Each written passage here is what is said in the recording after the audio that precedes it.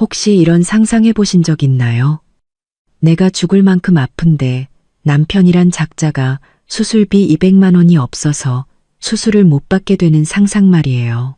제 이야기 지금부터 시작합니다. 보호자분 빨리 보증금 200만 원 결제해 주세요. 바로 수술 들어가야 합니다. 대학병원 응급실 침대에 누워있는 제 귓가로 간호사의 재촉이 들려왔어요.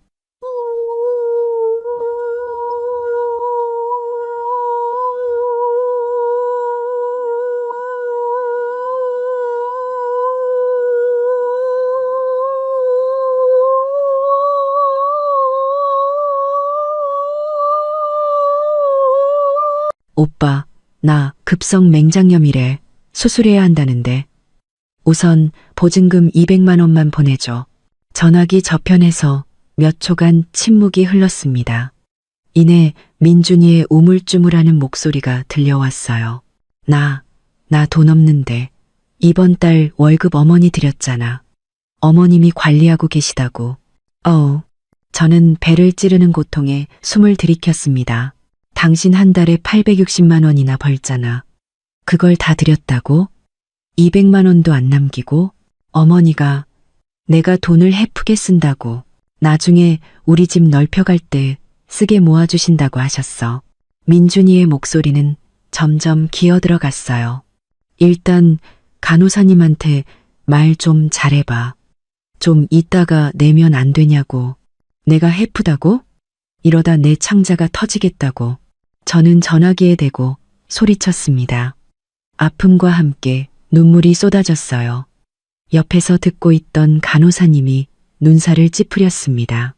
빨리 가족분 오셔서 돈 내시라고 하세요. 시간 지체하면 안 됩니다. 전화를 끊은 지 10분도 채 되지 않아 병실 문이 쾅 하고 거칠게 열리더니 시어머니 오정숙 여사가 과일 바구니 하나를 들고 들이닥쳤어요. 저를 보자마자 다리를 탕 치며 소리치더군요. 이 돈 잡아먹는 여편네야. 배 좀 아프다고 병원은 무슨 병원이야. 돈 버는 게 쉬운 줄 알아? 그 200만 원이면 쌀이 몇 가마니인 줄 알아. 어머니, 급성 맹장염이라 수술해야 해요. 저는 너무 아파서 말도 제대로 잇지 못했습니다. 수술? 내가 보기엔 돈 뜯어내려는 수작 같은데. 시어머니는 과일 바구니를 침대 옆 협탁에 쾅 내려놓았고 사과 몇 개가 바닥으로 굴러 떨어졌습니다. 우리 민준이가 한 달에 860씩 버는 돈 다 내가 모으고 있어. 너 같은 동기신한테 한 푼이라도 줄 것 같아? 제가 보기엔 평소에 군것질이나 해대니까 배탈이 난 거지. 집에 가서 뜨거운 물이나 한 사발 마시면 나을걸. 옆 침대 아주머니가 보다 못해 한마디 거들었습니다. 아이고, 사부인. 맹장염은 놔두면 큰일 나요. 사람 잡는다고요. 댁은 뭔데 참견이야. 시어머니는 눈을 부라리며 소리쳤습니다. 우리 집이래 당신이 상관할 바 아니잖아. 그때 간호사님이 주사기를 들고 들어오며 굳은 얼굴로 말했습니다. 환자 보호자분 빨리 수납하고 오세요. 의사 선생님 기다리고 계십니다. 시어머니는 의자에 털썩 주저앉아 다리를 꼬더군요. 난 돈 없어. 낼 거면 지가 내라지. 알도 못 낳는 암탉한테 우리 김씨 집안 돈 쓰는 건 낭비야. 그 말은 비수가 되어 제 심장에 깊숙이 박혔습니다. 결혼 3년 동안 아이가 없다는 건 늘 시어머니의 공격 레퍼토리였죠. 저는 침대 시트를 꽉 움켜쥐었습니다. 손톱이 살을 파고드는 것 같았어요. 한바탕 쏘아붙이려는데 그때 전화가 울렸습니다. 엄마였어요. 서연아, 괜찮니? 수화기 넘어 엄마의 목소리는 차분했습니다. 엄마, 저는 입을 열자마자 목이 메었습니다. 이 사람들이 수술 보증금을 안 내줘. 울지 마라. 엄마가 제 말을 끊었습니다. 방금 내 통장으로 500만 원 보냈다. 우선 수술비부터 내. 그리고 명심해. 그 사람들이 무슨 말을 하든 일단은 참아. 몸부터 챙겨야지. 하지만 엄마 말 들어. 다 낫고 나면 엄마가 어떻게 해야 할지 알려줄게. 전화를 끊자마자 돈이 입금되었다는 알림이 떴습니다. 저는 다급하게 간호사를 불렀어요. 저 돈 들어왔어요. 지금 바로 낼게요. 이 말을 들은 시어머니는 벌떡 일어났습니다. 누가 돈을 줬어? 내 엄마지? 그럴 줄 알았어. 우리 민준이 돈을 왜 내가 관리하면 안 된다는 건데. 저는 시어머니를 무시하고 침대에서 내려오려고 몸부림쳤습니다. 그러자 시어머니가 갑자기 달려들어 제 핸드폰을 뺏으려고 했어요. 그 돈 다시 보내. 그건 우리 김씨 집안 돈이야. 간호사님이 급히 시어머니를 막아섰습니다. 지금 뭐 하시는 거예요? 환자 수술해야 한다고요. 옆 침대 아주머니도 와서 말렸지만 시어머니는 붙들린 채로 발악했습니다. 박서연, 이 배은망덕한 것. 우리 집에서 먹고 자면서 이제 와서 팔꿈치를 밖으로 굽혀? 내가 분명히 말하는데 그 돈 한 푼이라도 쓰기만 해봐. 당장 민준이 시켜서 너랑 이혼하게 만들 테니까. 저는 벽을 짚고 수납 창구로 걸어갔습니다. 등 뒤로 쏟아지는 욕설이 비수처럼 꽂혔어요. 복도를 가득 메운 소독약 냄새에 코끝이 시큰거렸습니다. 배에 흐르는 식은땀을 닦으며 저는 마음속으로 도끼를 품었습니다. 보증금 200만 원. 그 돈으로 한 집안의 민낯을 똑똑히 봤다. 엄마는 참으라고 했다. 좋아, 일단은 참아주지. 하지만 이 빚, 나중에 반드시 원금의 이자까지 쳐서 받아내고 말 테다. 수납을 마치고 돌아오니 시어머니는 이미 가버리고 없었습니다.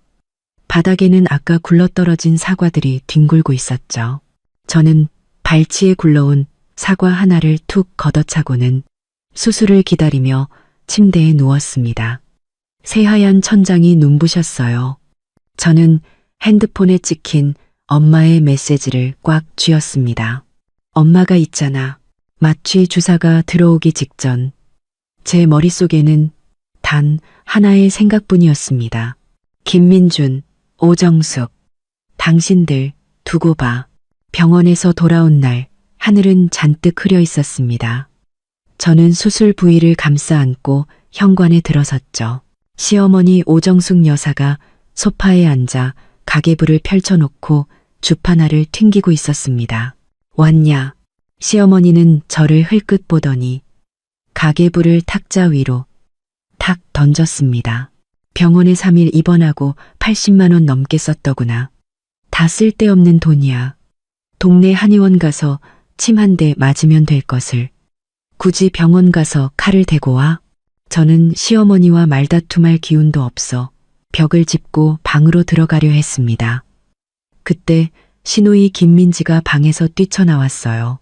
몸에는 태그도 떼지 않은 새 원피스가 걸려 있었죠. 엄마, 나 이 옷 어때? 방금 백화점에서 샀어. 28만 원짜리야. 시어머니의 얼굴이 금세 활짝 폈습니다.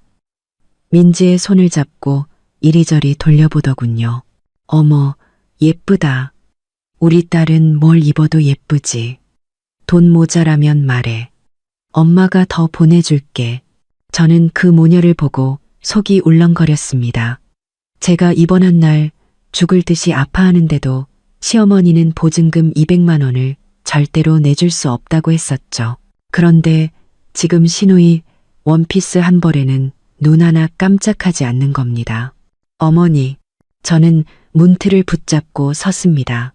저 막 퇴원해서 그런데 몸보신하게 갈비라도 좀 사서 끓여 먹어야겠어요. 시어머니의 얼굴이 순식간에 굳어졌습니다. 몸보신은 무슨, 사람은 밥심으로 사는 거야. 흰죽에 김치만 있어도 잘 살아. 그리고 너 이번 달 월급 아직 안 냈잖아. 집에 갈비 살 돈이 어디 있어? 제 월급이요? 저는 어이가 없었습니다. 저 이번 달 월급날 아직 멀었는데요. 내까지 거 월급 몇 푼이나 된다고. 시어머니는 콧방귀를 뀌었습니다. 중요한 건 민준이 월급은 다 내가 갖고 있다는 거지. 걔가 한 달에 860이나 버는데 너한테 함부로 쓰게 될 것 같아? 마침 그때 남편 김민준이 문을 열고 들어왔습니다. 제게 양복 상의를 건네주더군요. 양복을 받아들 때 주머니에 들어있던 값비싼 담뱃갑이 손에 걸렸습니다. 제가 담배 냄새를 싫어하는 걸 알면서도 그는 요즘 들어 매일 담배를 피웠습니다. 아이고, 우리 아들 왔어? 시어머니는 벌떡 일어나 민준에게 물을 따라 주었습니다. 오늘 힘들었지? 엄마가 너 좋아하는 돼지갈비찜 해놨어.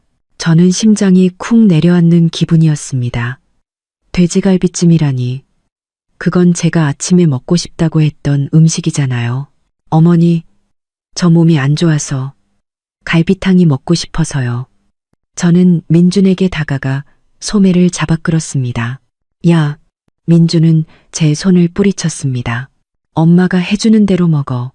까다롭게 굴지 말고.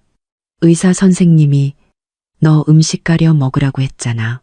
저는 그가 주방으로 들어가 커다란 그릇에 담긴 돼지갈비찜을 들고 나와 시어머니 시누이와 함께 개걸스럽게 먹는 모습을 지켜보았습니다. 갑자기 온몸에 한기가 들었어요.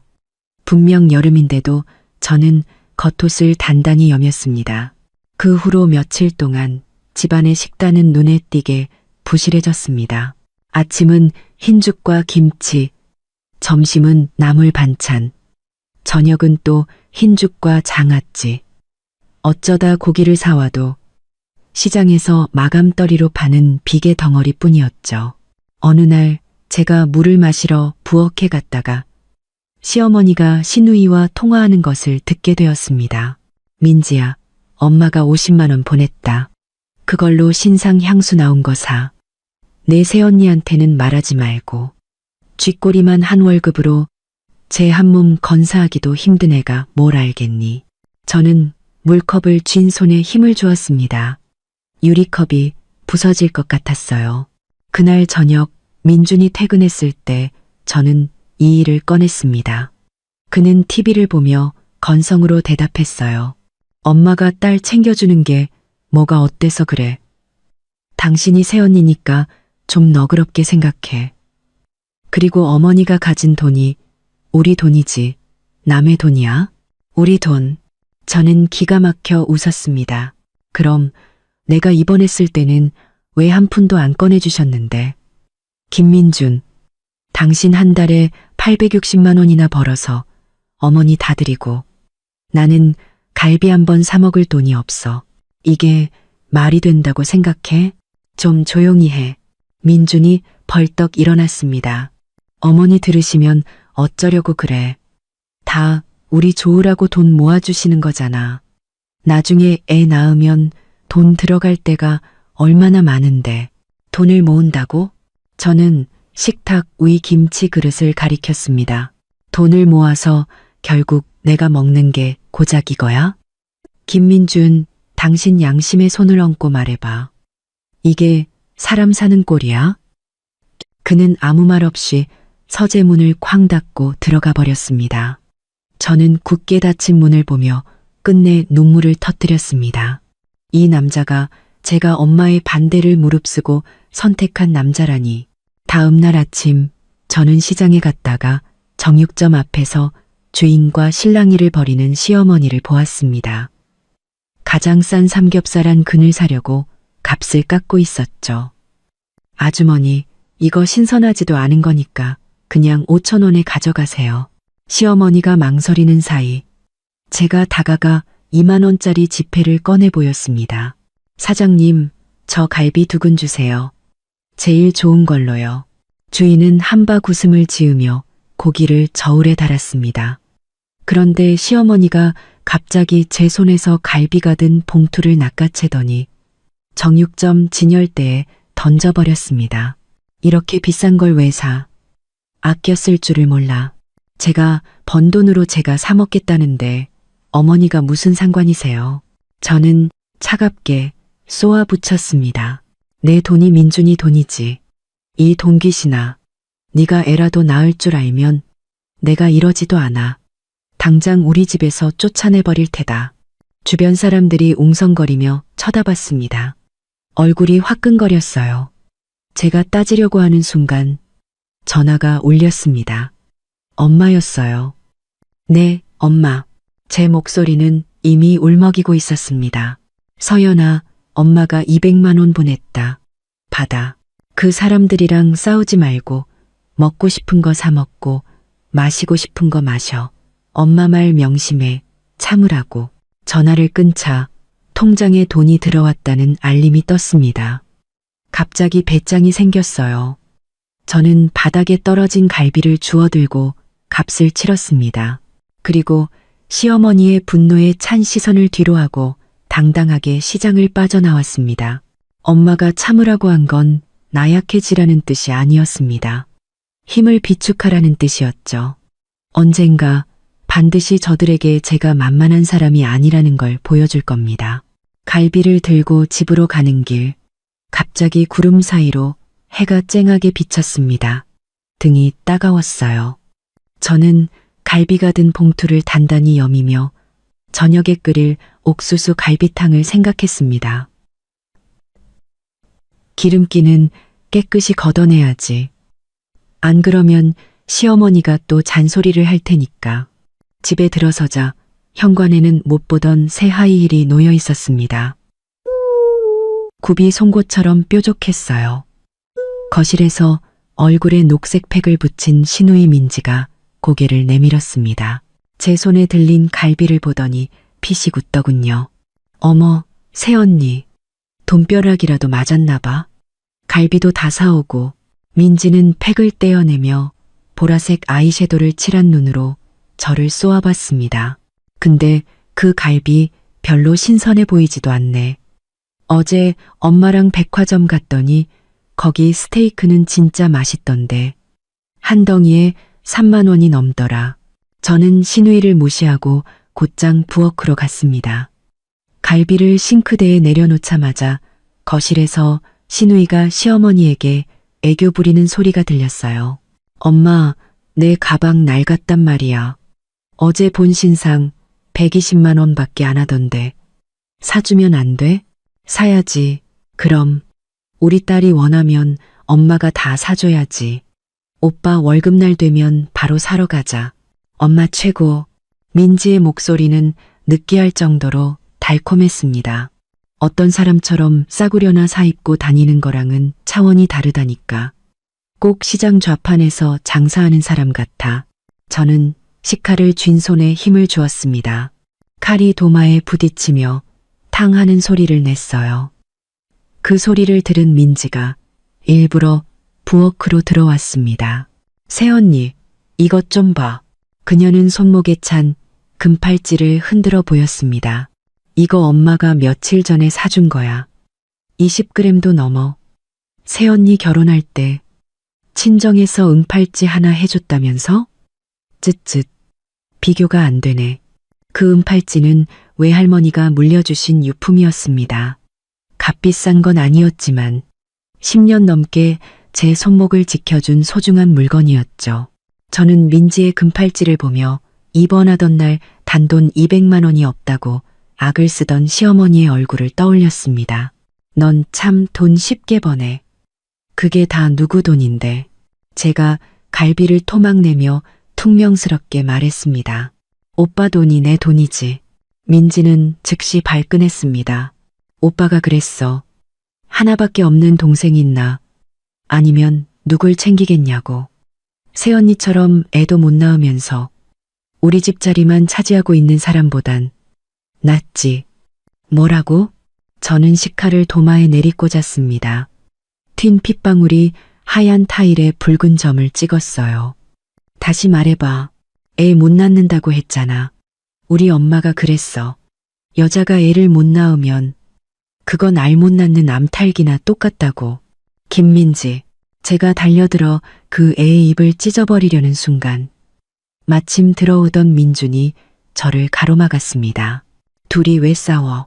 민준은 저를 뒤로 밀치며 말했습니다. 민지가 아직 어리잖아. 당신이 새언니니까 좀 참아. 어리다고? 제가 24이야. 저는 민지의 금팔찌를 가리켰습니다. 쟤 좀 봐. 매일 명품 사들이는 거 다 당신 돈이잖아. 내가 병원에 있을 땐 200만 원도 없다더니 쟤는 가방 하나에 120만 원을 써. 이게 당신이 말하는 참으라는 거야? 민주는 미간을 찌푸렸습니다. 민지는 내 하나뿐인 동생이야. 시집도 안 갔는데 오빠인 내가 좀 챙겨주는 게 뭐가 문제야? 그리고 그 돈 다 어머니가 모아두고 계셔. 함부로 쓴 거 아니라고. 함부로 쓴 게 아니라고? 저는 기가 막혀 웃었습니다. 어제는 28만 원짜리 원피스. 오늘은 120만 원짜리 가방. 이게 함부로 쓴 게 아니면 뭔데? 김민준. 당신 한 달에 860만 원 벌면서 나는 갈비 한 번 사 먹는 것도 눈치 봐야 해. 이게 합리적이야? 당신 왜 이렇게 속이 좁아졌어? 민준의 목소리가 차갑게 가라앉았습니다. 집안 돈은 어머니가 관리하시니까 난 안심이야. 당신은 그냥 조용히 살림이나 잘해. 쓸데없는 생각하지 말고. 그때 시어머니가 다가와 민준의 팔짱을 꼈습니다. 민준아, 아내랑 싸우지 마라. 쟤 막 퇴원해서 예민해서 그래. 민지야, 어서 새언니한테 사과해. 민지는 마지못해 미안해요 하고 중얼거렸습니다. 자, 이제 그만하고 밥 먹자. 오늘 우리 민준이 몸보신 시키려고 생선 조림 해놨어. 저는 식탁 위에 놓인 먹음직스러운 생선 조림을 보고도 입맛이 뚝 떨어졌습니다. 민지는 생선 뱃살만 골라 먹으며 시어머니에게 말했어요. 엄마, 다음 주에 친구 결혼식 가야 하는데 폼나게 외제차라도 렌트해서 가고 싶어. 하루에 80만 원이면 된대. 시어머니는 즉시 대답했습니다. 렌트는 무슨, 그냥 한 대 사. 오빠 돈 많은데 뭐. 어머니, 저는 더 이상 참을 수 없었습니다. 80만 원이 평범한 사람이 얼마나 오래 살 수 있는 돈인지 아세요? 민준이가 버는 돈이 땅 파서 나오는 게 아니란 말이에요. 우리 집 일에 네가 뭔데 나서. 시어머니가 젓가락을 식탁에 내리쳤습니다. 네가 민준이 아내만 아니었으면 이 집 문턱도 못 넘어왔을 줄 알아. 민준은 저를 침실로 밀어넣으며 말했습니다. 방에 들어가서 쉬어. 괜히 소란 피우지 말고. 저는 그의 손을 뿌리쳤습니다. 이 집구석 더는 못 살겠네. 나갈 거야. 가, 누가 너 잡는데. 뒤에서 민지가 소리쳤습니다. 그 거지 같은 은팔찌나 잘 챙겨가. 저는 침실로 뛰어 들어가 지갑만 챙겨서 밖으로 나갔습니다. 거실을 지날 때 시어머니가 민준에게 하는 말이 들렸어요. 냅둬. 배고프면 알아서 기어들어오겠지. 민준아, 내일 당장 가서 민지 차 계약해. 그 빨간색 스포츠카 예쁘더라. 문이 닫히는 순간 민준이 나지막이네 하고 대답하는 소리가 들렸습니다. 복도의 센서 등이 깜빡였습니다. 저는 주머니 속 은팔찌를 만지작거리며 헛웃음을 쳤습니다. 아파트 입구에 이르렀을 때 전화가 울렸습니다. 엄마였어요. 여보세요. 하자마자 눈물이 터져 나왔습니다. 서연아, 속상한 일 있었니? 엄마의 목소리는 한없이 다정했습니다. 마음 쓰지 말고 일단 엄마 집으로 와. 친정으로 가는 버스에 앉아 창밖의 네온사인을 바라보았습니다. 손목에 은팔찌를 보며 어릴 적 엄마가 이 팔찌를 채워주며 했던 말이 떠올랐어요. 이건 비싼 건 아니지만 우리 딸 애군을 막아줄 거야. 나중에 무슨 일이 있어도 항상 허리 꼿꼿이 펴고 살아. 저는 눈물을 훔치며 마음속으로 다짐했습니다. 김민지, 오정숙, 당신들 두고 봐. 내가 언제까지나 당하고만 있지는 않을 거야. 엄마 집 현관문이 열리자 구수한 닭곰탕 냄새가 확 풍겨왔습니다. 신발을 갈아 신으려는데 신발장 위에 제가 좋아하는 분홍색 털 슬리퍼가 놓여 있었어요. 어서 와. 탕 다 끓었어. 엄마는 제 가방을 받아들고 제 손에 따뜻한 손난로를 쥐어주었습니다. 손이 얼음장이네. 식탁에는 커다란 뚝배기에 담긴 닭곰탕과 먹음직스러운 돼지갈비찜이 차려져 있었습니다. 젓가락을 든 손이 떨렸어요. 갈비찜 한 점을 입에 넣자 눈물이 뚝뚝 떨어졌습니다. 왜 울어? 속상한 일 있으면 엄마한테 다 털어놔. 엄마가 해결해 줄게. 저는 신우이가 명품을 사드리고 차를 사달라고 조른 일. 그리고 민지는 아직 어리잖아라고 했던 말까지 전부 털어놓았습니다. 엄마는 말없이 제 그릇에 고기를 계속 얹어주었죠. 엄마, 민준이 진짜 바보 아니야. 한 달에 860만 원을 벌면서 자기 용돈은 8만 원만 남기고 다 시어머니한테 준대. 바보인지 아닌지는 중요하지 않아. 중요한 건 그놈 마음속에 네가 없다는 거지. 엄마는 젓가락을 내려놓았습니다. 서연아, 엄마가 처음부터 그 결혼 반대했잖아. 네가 고집을 부렸지. 전 그 사람이 착한 줄 알았어요. 진짜 착한 사람이 아내가 아파서 입원했는데 돈을 안 내주니? 엄마는 제 말을 잘랐습니다. 내일 집에 돌아가거든. 그놈 핸드폰 좀 들여다봐. 특히 계좌 이체 내역. 그래도 될까요? 안 될 게 뭐 있어. 엄마는 저를 쏘아보았습니다. 그놈은 월급을 전부 지 엄마한테 갖다 바치는데 너는? 네가 그 집에 시집간 게 머슴살이 하려고 간 건 아니잖아. 다음 날 아침 저는 마지못해 집으로 돌아갔습니다. 민주는 욕실에서 샤워 중이었고 핸드폰은 침실 협탁 위에 놓여 화면이 켜진 채였습니다. 저는 심호흡을 하고 다가가 핸드폰을 집어들었습니다. 지문으로 잠금을 해제했어요. 비밀번호는 아직도 우리의 결혼기념일이었습니다. 헛웃음이 나왔죠. 메신저에는 별다른 게 없었습니다. 저는 은행 앱을 열었습니다. 심장이 쿵쾅거렸어요.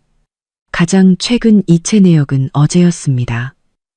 민준이 시어머니에게 1억 원을 보냈더군요. 메모에는 민지차 계약금이라고 적혀 있었습니다.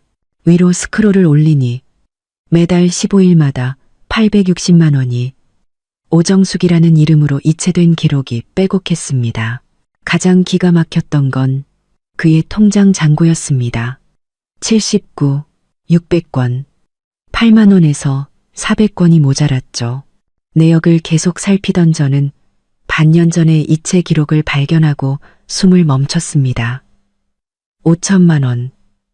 수취인은 김민지, 메모는 집 장만. 내 핸드폰으로 뭐해. 민준이 목욕 가운만 걸친 채 문 앞에 서 있었습니다. 머리에서 떨어진 물방울이 바닥을 적셨어요. 저는 핸드폰을 침대 위로 던지며 화면을 가리켰습니다. 이 5천만 원, 뭐야? 김민지가 집 사는데 왜 당신 돈을 써? 그리고 이 매달 860만 원은 또 뭐고? 당신 나를 바보로 알아? 민준의 얼굴이 시뻘개졌습니다. 내 핸드폰 훔쳐봤어. 훔쳐보지 않았으면 당신이 날 어떻게 생각하는지 영영 몰랐을걸. 저는 분노로 몸을 떨었습니다. 내가 입원했을 땐 200만 원도 없다더니 돌아서서는 동생 집 사주는데 5천만 원을 써? 김민준, 당신 양심이 있긴 해? 그건 어머니가 보내라고 하셔서 그런 거야. 민준이 소리쳤습니다. 민지는 내 하나뿐인 동생이라고. 걔 결혼하려면 집 한 채는 있어야 할 거 아냐. 오빠인 내가 좀 보태주는 게 뭐가 어때서. 보태줘? 저는 실소했습니다. 그럼 나는 당신한테 뭔데? 당신은 내 아내잖아.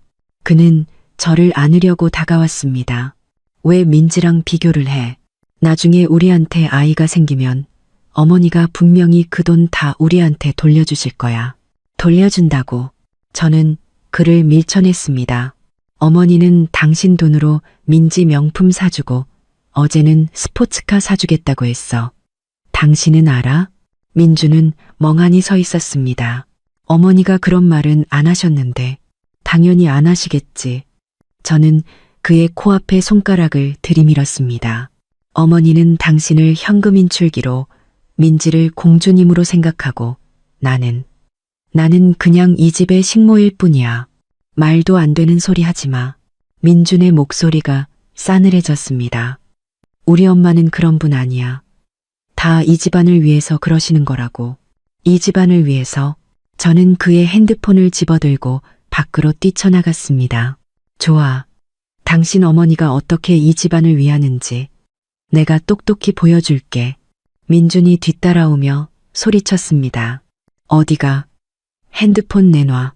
저는 거실로 달려가 시어머니와 민지가 과일을 먹고 있는 탁자 위로 핸드폰을 내던졌습니다. 5천만 원 이체 내역을 띄워놓고 소리쳤죠. 어머니, 말씀 좀 해보세요. 민준이가 민지 집 사주는데 5천만 원을 썼는데 제가 입원했을 땐 200만 원이 없었대요. 이게 대체 어떻게 된 일이에요? 시어머니는 핸드폰을 민준의 품에 떠넘기고는 저를 향해 악을 썼습니다. 이 대바라진 것.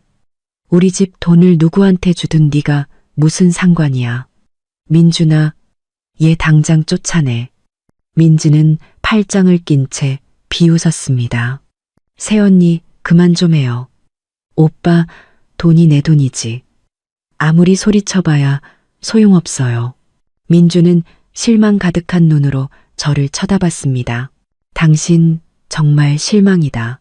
저는 이 가족의 뻔뻔함에 헛웃음이 나왔습니다. 뒤돌아 현관으로 향하는데 시어머니가 민준에게 말하는 소리가 들렸어요. 제 짐 다 내다 버려. 꼴도 보기 싫으니까. 아파트 입구 벤치에 앉아 꼬박 오후를 보냈습니다. 가을바람의 낙엽이 제 신발 위로 흩날렸어요. 핸드폰은 민준의 전화로 수없이 울렸지만 단 한 번도 받지 않았습니다. 저녁 무렵 엄마에게서 전화가 왔습니다. 목소리는 감정이 느껴지지 않았어요. 엄마 집에 와서 밥 먹어라. 너 좋아하는 갈비찜 해놨다. 엄마 집 앞에 도착하니 엄마가 두꺼운 외투를 들고 서 있었습니다. 입어, 감기 걸리겠다. 엄마가 제 어깨에 외투를 걸쳐주자 옅은 나프탈렌 냄새가 났습니다. 식탁에서 엄마는 민준이나 시어머니에 대한 이야기는 한마디도 꺼내지 않았습니다. 그저 제 어린 시절 이야기만 했죠.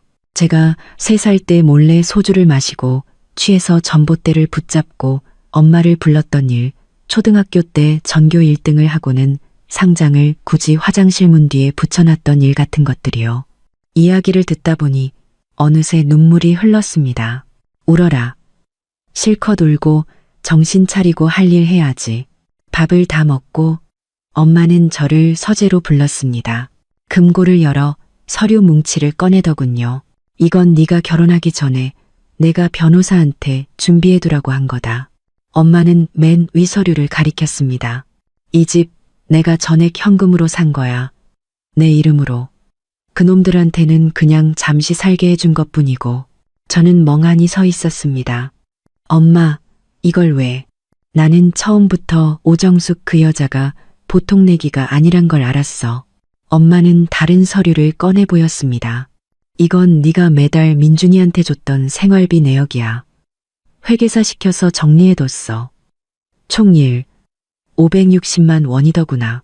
제 돈 얼마 안 되는데 그것도 내 피 같은 돈이지. 엄마는 제 말을 끊었습니다. 서연아, 엄마 말 들어. 오늘부터 네 월급 통장 네가 다시 가져와.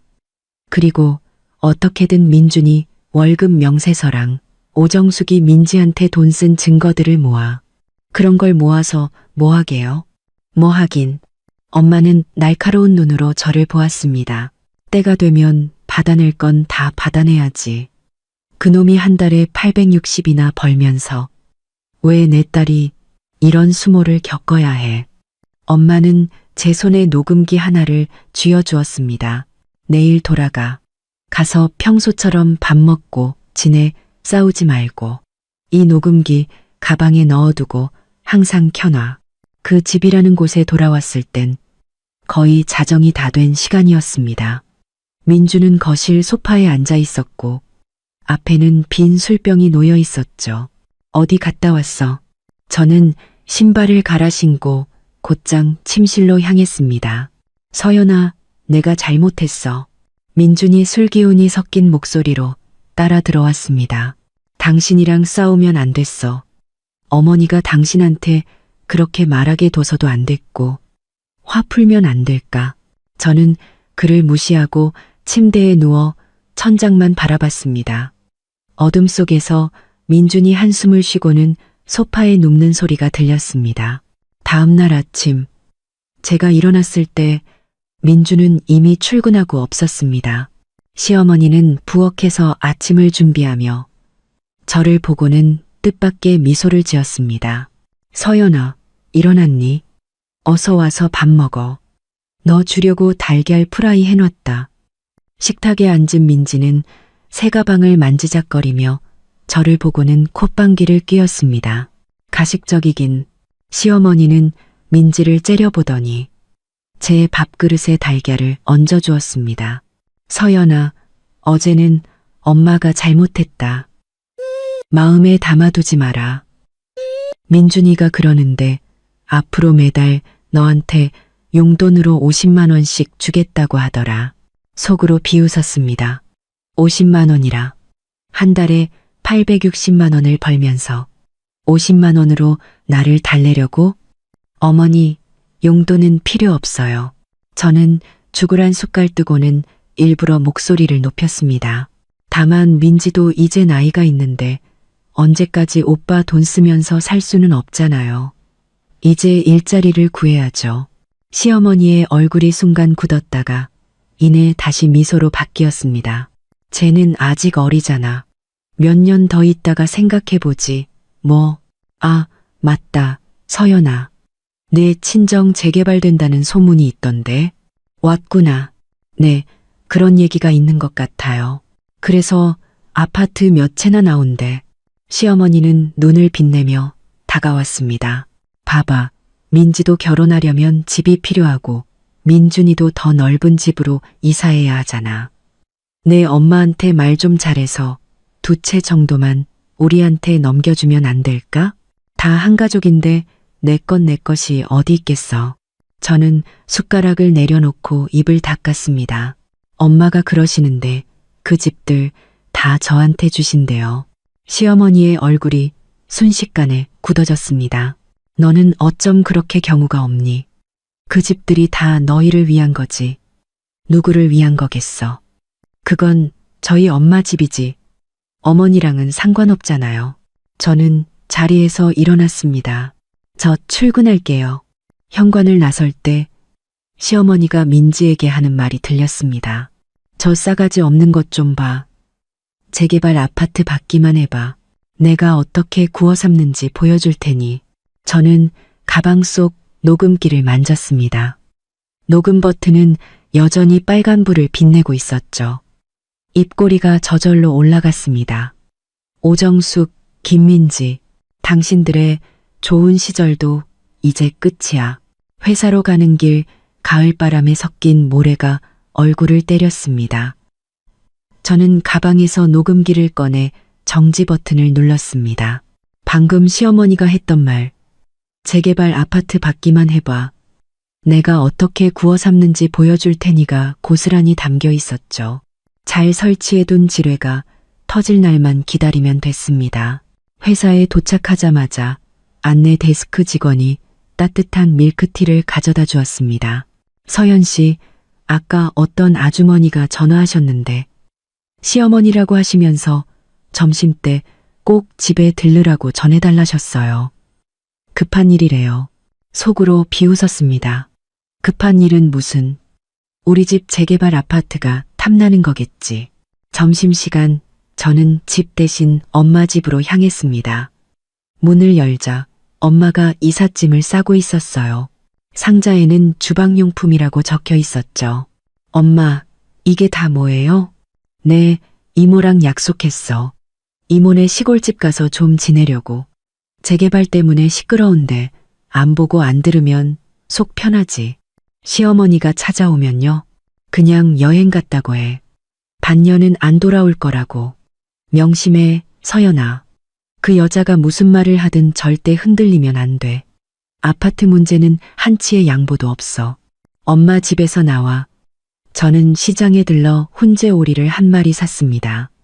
오리를 들고 집에 도착하니 복도에서 시어머니가 이웃과 수다 떠는 소리가 들렸습니다.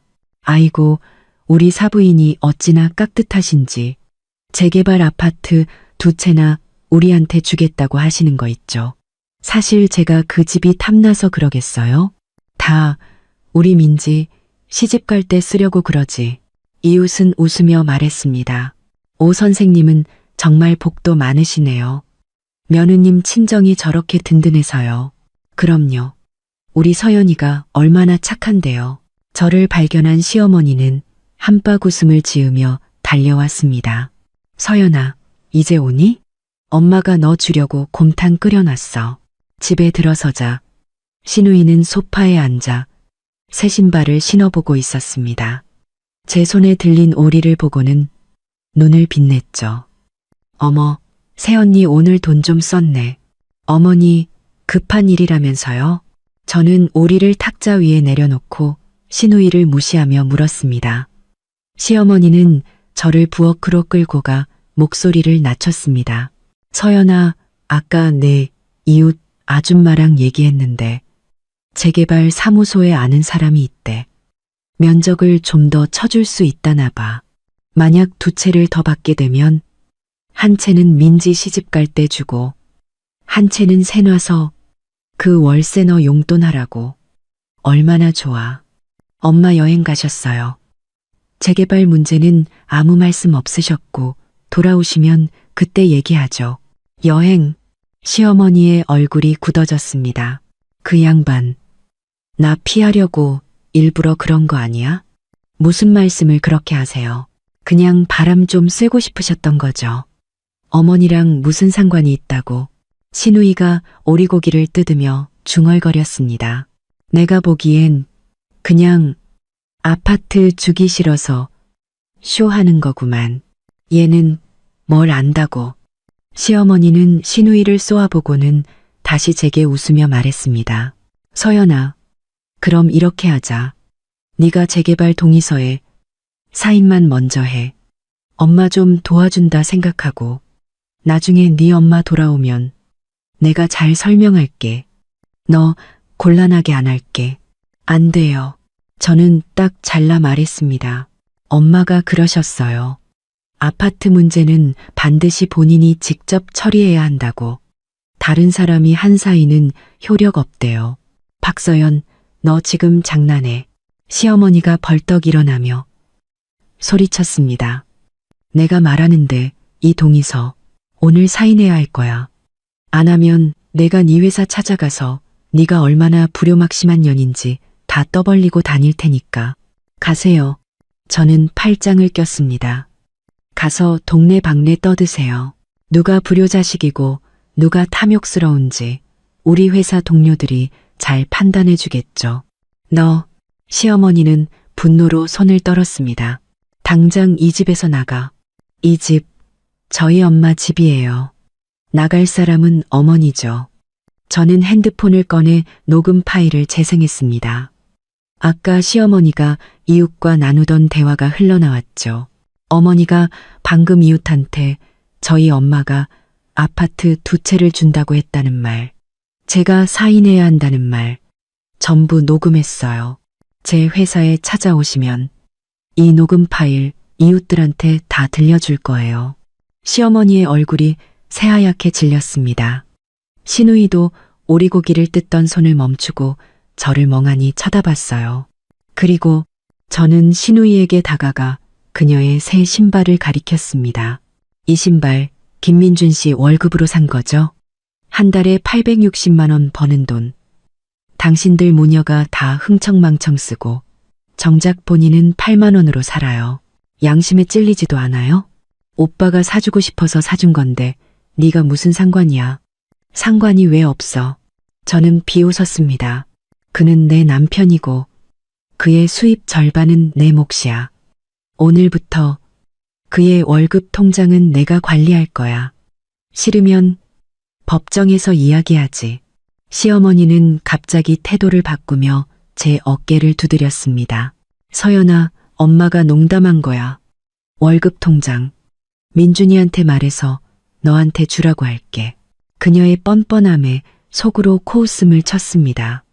이제 와서 이런다고 넘어갈 내가 아니지. 그날 밤 민준이 퇴근하자 시어머니는 정말로 월급 통장 이야기를 꺼냈습니다.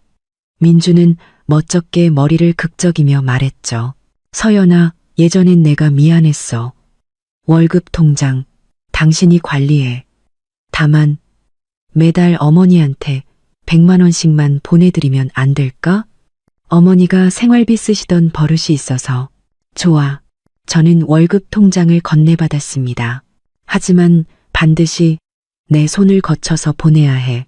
모든 지출은 기록할 거고. 그리고 김민지 씨한테는 이 통장에서 단 한 푼도 나갈 수 없어.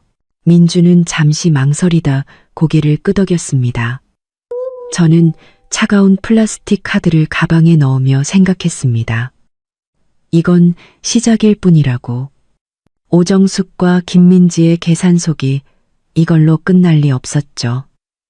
하지만 이제 두렵지 않았습니다. 내 손에 무기가 쥐어졌으니 이제는 내가 반격할 차례였습니다. 깊은 밤 저는 침대에 누워 민준이 거실에서 통화하는 소리를 들었습니다. 목소리를 잔뜩 낮추고 있었죠. 엄마, 걱정하지 마세요. 방법이 있어요. 재개발 아파트 꼭 받아낼 수 있다고요. 저는 조용히 녹음기 스위치를 켰습니다. 어둠 속에서 입꼬리가 차갑게 올라갔습니다. 전화를 끄는 민주는 조심스럽게 침실로 들어왔습니다. 저는 눈을 감고 자는 척했죠. 그가 한참을 침대 옆에 서 있다가 제 이불을 살며시 끌어올려주는 것을 느꼈습니다. 어둠 속에서 녹음기를 쥔 제 손바닥은 땀으로 축축했습니다. 다음 날 아침 저는 은행으로 가 3년치 거래 내역을 전부 출력했습니다. 신우이에게 용돈 명목으로 들어간 돈만 해도 1억이 넘었습니다. 저는 그 종이들을 접어 가방 깊숙이 넣었습니다. 집으로 가는 길 시장 스피커에서 신선한 갈비 한 근에만 5,000원 하는 소리가 흘러나왔습니다. 저는 걸음을 멈추고 입원했던 날 흰죽에 김치만 먹어도 잘 산다고 했던 시어머니의 말을 떠올렸습니다. 집에 들어서자 시어머니는 소파에 앉아 돈을 세고 있었습니다. 저를 보자 황급히 돈을 방석 밑에 숨겼죠. 서연아, 민준이한테 들었는데 네가 월급 통장 가져갔다며? 엄마가 너희 돈 관리하려는 게 아니라 네가 젊어서 돈을 막 쓸까봐 걱정돼서 그런 거야. 걱정 마세요. 저 돈 막 안 써요. 저는 사온 채소를 부엌에 내려놓으며 일부러 목소리를 높였습니다. 아, 어제 엄마랑 통화했는데 재개발 아파트 문제 상의해 볼 수 있대요. 시어머니는 벌떡 일어났습니다. 방석 밑에 있던 돈이 우수수 떨어졌죠. 정말? 네 엄마가 몇 채 준대. 민지가 결혼해야 하니 우선 한 채는 민지 신혼집으로 주실 수 있대요. 다만 엄마가 여행에서 돌아오시면 직접 서류 처리해야 한다고 하셨어요. 방에서 신우이가 뛰쳐나왔습니다. 진짜야, 새언니? 거짓말 아니지? 내가 왜 거짓말을 해? 다만 엄마 조건이 하나 있어. 민준 씨랑 같이 공증사무소에 가서 이 집은 민지한테 주는 거고 다른 사람이랑은 아무 상관없다는 증명을 해야 한대. 시어머니는 눈알을 굴리더니 말했습니다. 좋아. 공증사무소는 물론이고 하늘 끝이라도 갈 수 있지. 속으로 비웃었습니다. 기다렸던 말이야. 그날 밤 민준이 퇴근하자 시어머니는 이 일을 전하며 제 엄마가 얼마나 사려 깊은지 침이 마르게 칭찬했습니다. 민준은 놀란 눈으로 저를 봤죠. 정말 엄마 설득한 거야? 네. 그래도 한 가족이잖아요. 저는 그에게 밥을 차려주며 말했습니다. 대신 엄마가 월급 통장 문제부터 깔끔하게 정리해야 안심하시겠대요. 지난 3년간의 내역을 봐야 마음이 놓이신다고. 민주는 잠시 망설이다 대답했습니다. 알았어. 보고 싶으면 봐. 어차피 다 정당하게 쓴 거니까. 제가 원했던 건 바로 그 말이었습니다. 다음 날, 저는 그가 출근한 틈을 타 은행에서 3년치 거래 내역을 모두 복사했습니다. 30장이 넘는 종이에는 신우이에게 보낸 돈은 생활비로, 시어머니에게 보낸 돈은 가정용으로 찍혀 있었지만 정작 저에게 쓴 돈은 다 합쳐도 2천만 원이 채 되지 않았습니다. 점심때 집에 돌아오니 시어머니는 부엌에서 닭백숙을 끓이고 있었습니다. 서연아, 어서 와서 엄마가 끓인 오골계탕 좀 먹어. 몸보신해야지. 너랑 민준이도 이제 애를 가져야지. 애가 있어야 집안이 시끌벅적하고 좋지. 옆에서 핸드폰을 만지작거리던 신우이가 불쑥 말했습니다. 새언니, 나 새집 생기면 오빠한테 차 사달라고 할 거야. 그때 새언니 태우고 드라이브 시켜줄게. 그래, 좋지. 저는 닭고기를 뜯으며 속으로 시간을 계산했습니다. 아, 어머니. 엄마가 다음 주 수요일에 돌아오신대요. 그날 공증사무소에서 보자고 하셨어요. 알았다, 알았어. 시어머니는 입이 귀에 걸렸습니다. 저는 그들 모녀가 부산을 떠는 모습을 보며 조용히 복사해온 거래 내역과 녹음기를 가방에 챙겼습니다. 약속한 수요일, 우리는 공증사무소 앞에 도착했습니다. 시어머니는 신우이를 데리고 사부인께 드릴 꽃을 사야겠다며 옆 꽃집으로 들어갔죠. 민준과 단둘이 남게 되자 그가 제 손을 잡았습니다. 서연아, 고마워. 뭐가요? 이렇게 우리 집을 생각해줘서. 저는 그의 손을 빼내며 머리를 정리하는 척했습니다. 일단 일부터 처리하죠. 공증인이 서류를 꺼내자마자 시어머니가 말을 가로챘습니다. 저희는 증여 공증하러 왔어요. 우리 서연이 엄마가 재개발 아파트를 우리 민지한테 증여하기로 했거든요. 증여가 아닌데요. 저는 시어머니의 말을 끊고 핸드폰 녹음 파일을 재생했습니다. 저희 엄마는 빌려주는 거라고 하셨어요.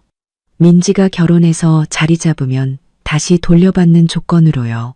녹음 파일에서 엄마의 목소리가 선명하게 흘러나왔습니다.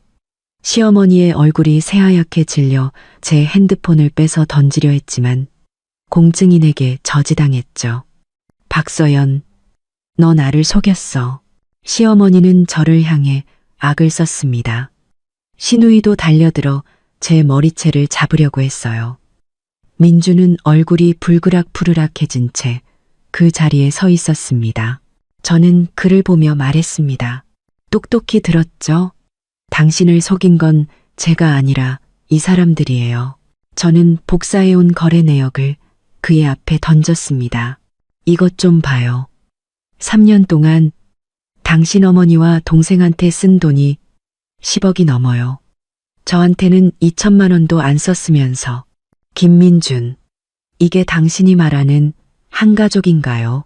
주변 사람들이 웅성거리기 시작했습니다. 시어머니는 민준의 팔에 매달려 울부짖었죠. 민준아, 제 말 믿으면 안 돼. 제가 재개발 아파트 독차지하려고 저러는 거야.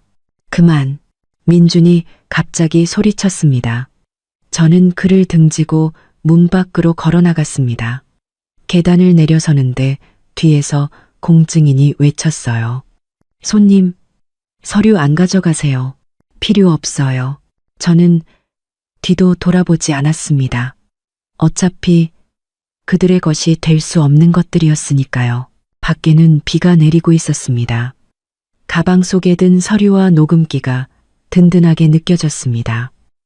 그때 엄마에게서 메시지가 왔습니다. 잘했다. 저는 비를 맞으며 웃었습니다. 경찰차가 떠나자마자 제 핸드폰은 불이 났습니다. 김민준의 전화가 쉴 새 없이 걸려왔지만 저는 전원을 꺼버리고 하던 일을 마저 했습니다. 퇴근길 회사 로비에서 머리가 헝클어진 채 저를 기다리는 민준을 발견했습니다. 엄마랑 민지는 어딨어? 당신이 어떻게 한 거야? 파출소요. 공공질서 문란으로 조사받고 있겠죠. 박서연, 그의 눈은 핏발이 서 있었습니다. 꼭 이렇게까지 해야 했어? 내가 한 게 아니죠. 저는 가방에서 핸드폰을 꺼내 신우이와 사기꾼의 대화가 담긴 녹음 파일을 틀어주었습니다. 당신 어머니와 동생이 내 돈 5억을 빼돌려서 사기꾼한테 투자하려고 했어요. 이게 내가 한 짓이에요? 녹음 내용을 들은 민준의 얼굴은 새하얗게 질렸습니다. 그는 한참을 그 자리에 멍하니 서 있다가 갑자기 파출소로 달려갔습니다. 다음 날 변호사에게서 연락이 왔습니다. 민준이 시어머니와 시누이를 보석으로 빼냈지만 그 둘이 파출소에서 저를 무고죄로 고소하겠다며 난리를 쳤다는 것이었습니다. 고소하라고 하세요. 증거는 차고 넘치니까. 얼마 후 그 사기꾼이 체포되었다는 소식도 들려왔습니다. 시누이가 건넨 계약금은 돌려받기 힘들 거라고 했습니다. 예상했던 바였습니다. 며칠 후 저는 회사 식당에서 민준과 마주쳤습니다. 그는 제발 월급 통장 동결을 풀어달라고 애원했습니다. 어머니와 동생이 잘못했다고, 다시는 그러지 않겠다고 빌었다는 것이었죠. 심지어 그들이 저를 속이려 한 것은 제 어머니가 꾸민 일이라는 말까지 했습니다. 어이가 없었습니다. 김민준, 우리 이혼해요. 그의 눈이 커졌습니다. 당신 마음속엔 어머니와 동생뿐, 저는 없어요. 이제 지쳤어요. 이혼하자는 말을 전하고 며칠 뒤 민준이 회사에서 정직 처분을 받았다는 소식을 들었습니다. 그가 회사 공금을 횡령했다는 것이었죠. 제게 전화한 그는 울먹이며 잠시 쓰고 돌려놓으려던 돈이었다며 제발 돈을 빌려달라고 애원했습니다. 시누이에게 사준 집을 팔아서 갚으라고 하자 그는 그건 동생의 결혼 자금이라며 팔 수 없다고 했습니다. 저는 그날 바로 짐을 싸서 엄마 집으로 돌아왔습니다. 그날 밤 민준과 시어머니, 시누이가 찾아와 문을 두드리며 돈을 갚으라고 소리쳤지만 저는 경찰에 신고하겠다며 그들을 쫓아냈습니다. 다음 날 변호사에게서 민준이 집을 팔기로 했다는 연락을 받았습니다. 엄마 집에 돌아온 날 햇살은 따스했고 부엌에서는 제가 가장 좋아하는 연근 갈비탕 냄새가 풍겼습니다. 제 방에는 아빠가 쓰시던 낡은 책상이 깨끗하게 닦여 있었죠. 그때 변호사에게서 전화가 왔습니다. 민준의 집이 2억 8천만 원에 팔렸지만 횡령액은 3억 5천이라 7천만 원이 부족하다는 것이었습니다. 민준은 제게 전화를 걸어 7천만 원을 빌려주지 않으면 회사에 찾아가 제가 불륜을 저질렀다고 소문을 내겠다고 협박했습니다. 물론 그는 정말로 회사에 찾아왔고 저는 동료들 앞에서 그의 협박이 담긴 녹음 파일을 재생했습니다. 그는 결국 보안요원들에게 끌려나갔습니다. 얼마 후 그는 공금 횡령죄로 경찰에 체포되었습니다. 사건이 마무리될 무렵 민준의 사촌 형이 찾아와 돈을 빌려달라고 했습니다. 당연히 거절했죠. 시누이는 명품을 사느라 진 카드비 때문에 은행에 고소당했고 시어머니는 월세를 못 내 집에서 쫓겨나 노숙자 신세가 되었다는 소식을 들었습니다. 그리고 오늘 저는 민준과 법적으로 완전히 남남이 되었습니다. 민사소송에서도 이겨 그가 제게서 빼돌렸던 돈도 모두 돌려받게 되었죠. 법원에서 나오자 얼마 전부터 눈에 띄게 추워진 날씨에 눈발이 흩날리기 시작했습니다. 저는 이혼 서류가 든 가방을 꽉 쥐고 버스에 올랐습니다. 창밖으로 은행 ATM 부스 안에서 추위에 떨고 있는 민준과 시어머니, 그리고 어디서 맞았는지 얼굴에 멍이 든 시누이의 모습을 보았습니다. 그들은 저를 발견하고 소리쳤지만 버스는 이미 출발한 뒤였습니다. 핸드폰을 확인하니 엄마의 메시지가 와 있었습니다. 다 끝났지? 엄마가 양고기 탕 끓여놨다. 어서 와서 먹어. 그리고 변호사님이 그러는데 민준이가 빼돌린 돈 일부가 회수돼서 네가 받아야 할 돈은 다 받게 됐대. 이제 다 끝났으니 뒤돌아보지 말고 앞만 보고 가. 저는 창밖을 내다보았습니다. 거리를 밝히는 가로등 불빛이 따스한 진주 목걸이처럼 보였습니다. 과거의 나쁜 일들은 모두 저 눈송이처럼 녹아 사라질 겁니다. 제 인생은 이제 막 따뜻해지기 시작했습니다.